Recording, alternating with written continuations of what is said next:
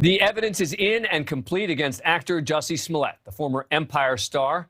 Smollett is charged with 6 felony counts of disorderly conduct after allegedly filing false police reports in connection with a staged hate crime attack that prosecutors say he orchestrated on a frigid night in January of 2019. Smollett was back on the stand today, seeming combative as prosecutor Dan Webb questioned his communications with Abel Osundero, one of the 2 brothers who testified that Smollett paid them to stage the attack, which included wearing red hats to look like supporters of then-President Donald Trump, putting a rope around his neck and pouring bleach on him, and yelling things like, "This is MAGA country" in Chicago. The cross-examination revealed some inconsistencies with Smollett's testimony. On Monday, Smollett testified that messages between him and Abel, who Smollett says had been hired as a personal trainer, not as his attacker, were to set up a workout for that day, not to arrange a hoax attack. Today, when Webb asked Smollett if he used Instagram to send private messages to Abel Osundero regarding the timing of the fake attack on the night in question, Smollett denied sending the messages.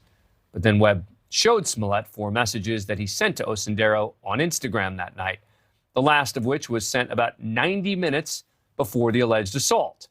And when asked whether any of those messages mentioned a workout on the night of the incident, Smollett admitted they didn't. But then he fired back, well, there was also no messages about an attack.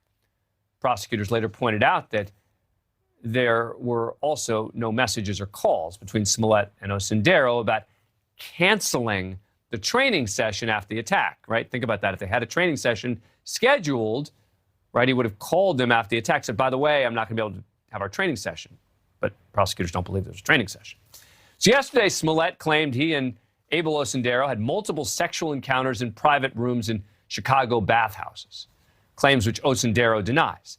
But Smollett testified he didn't even recognize Osundero's voice during the assault, saying in that moment, I'm not going to stop and say, hey, Bola, a nickname for him, is that you? It was an attack. It happened fast. Smollett also admitted today that he'd driven the Osundero brothers to his apartment building downtown in the days preceding the allegedly fake assault. Video from the day shows the group circling Smollett's block multiple times, passing the staircase where the assault took place 3 times. Smollett offered inconsistent explanations, and last week the Osunderos testified that the meeting was a dry run for the fake assault. Remember, yesterday Smollett testified that he was attacked by a large man in a ski mask with, quote, pale skin. He assumed the man was white because of the racial slurs the attacker used during the assault. But today, when pressed about his recollection of the attack, as well as his initial interviews with Chicago detectives investigating, Smollett acknowledged that he told officers the attackers were white. He also denied telling police he was the victim of a hate crime, saying that he merely told them he was attacked. And when asked if he knows that the Osunderos were his attackers, Smollett said, there's no way for him to know that, but then prosecutors pointed to video and GPS evidence as well, as the brothers' own testimony that they attacked him, in addition to that. Now, Smollett then questioned the brothers' credibility. He said, well, they're liars. They also said I had something to do with it, and that's not true. There was one other exchange that caught my attention.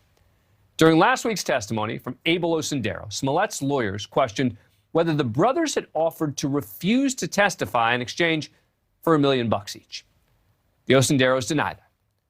During a second round of questioning today, Smollett's attorneys again brought up the bribe claim. Smollett testified the brothers made the offer, but he turned them down. But later when the prosecution asked Smollett if the brothers actually made that offer, he hedged, saying, well, a representative for the pair had reached out to his team. So the evidence is in. Remember, prosecutors have to prove the case beyond a reasonable doubt. How have they been doing? Let's bring in attorney Terry Austin, co-host of the nationally syndicated program Law and Crime Daily, which also appears on the Law and Crime Network. Terry, good to see you. Good to see you too, Dan. All right, so how do you think Jussie Smollett did on the stand? What a tangled web we weave. I think that he's not looking good. Really? Yes. And I think that because we know it was the Osundero brothers. The prosecutor already said that the authorities have confirmed that. So if that's the case, and Jussie Smollett knows these people, why would they be attacking him? I just think the whole premise is faulty. But it seems the defense is trying to suggest that maybe there was a third white guy there, right? which could help explain why he said that they were, because these guys, I mean, I don't know if we have pictures of them. The Osenderos don't have pale skin, right? I mean, I don't care, black, white. The idea that it's some sort of pale, that's not them, right? So there's no way that description, there they are, that description could fit them. So there has to be, for Jussie Smollett not to have made it up, somebody with paler skin somehow, right? And the claim is that maybe there was a third person there? Well, that's the problem with his testimony. There wasn't a third person there, or at least there's no third person in the video. And we have some video of that. And so I think his testimony is very faulty. I think the jury is looking at this and saying it just doesn't all add up. Do you think if he's convicted that he'll actually serve time? I don't. I mean, I think he will probably pay some money as far as the authorities wasting time doing this investigation. Maybe he'll go on probation. Maybe he'll do community service. This is not the type of crime where they want to put someone behind bars. I think the message is if he's found guilty and he has to at least do some probation, at least some community service, it'll help as far as the message. I think his best hope is the legal standard, right? Is the proof beyond a reasonable doubt that the prosecution has to overcome. And that maybe a juror or two will say, I think prosecution's theory is probably right, but I don't know. There's some problems with it, and maybe that's enough. No? Well, that might be enough because, as you know, obviously all 12 jurors have to convict him, and there might be a holdout there. It might be someone who, to your point, says, I am not thoroughly 100% convinced, even though it doesn't have to be 100%. It has to be beyond a reasonable doubt. And there could be a juror who has some doubt, and that could hold up the case. We could have a mistrial. We certainly could have not a conviction. So, closing arguments, how significant? We're expecting them tomorrow in this case. Most of the time, I'm always the one saying, closing arguments are super important.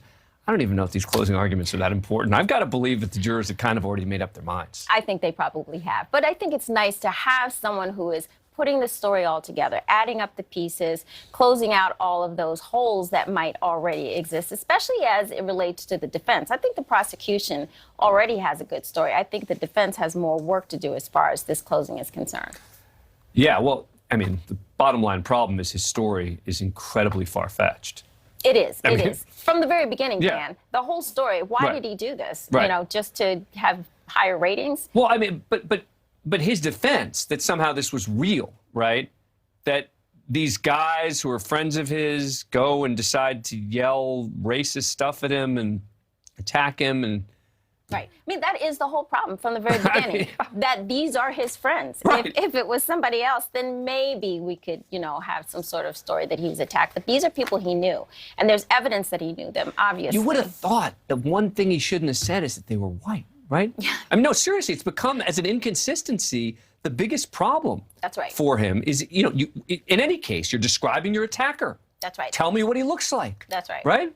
There are several inconsistencies, and that's one of them. I mean, the other inconsistency was the whole news thing. He had it on. He kept it on the whole time. He didn't keep it on. But the fact that he couldn't describe his attackers and was so mistaken, and it's a huge mistake. There's a huge difference between these brothers and someone who is white. Yeah, think? Terry Austin, stick around, because we want to get your take on another case that we got coming up. Thank you for watching. Click the red subscribe button below so you can get more of NewsNation's fact-driven, unbiased coverage.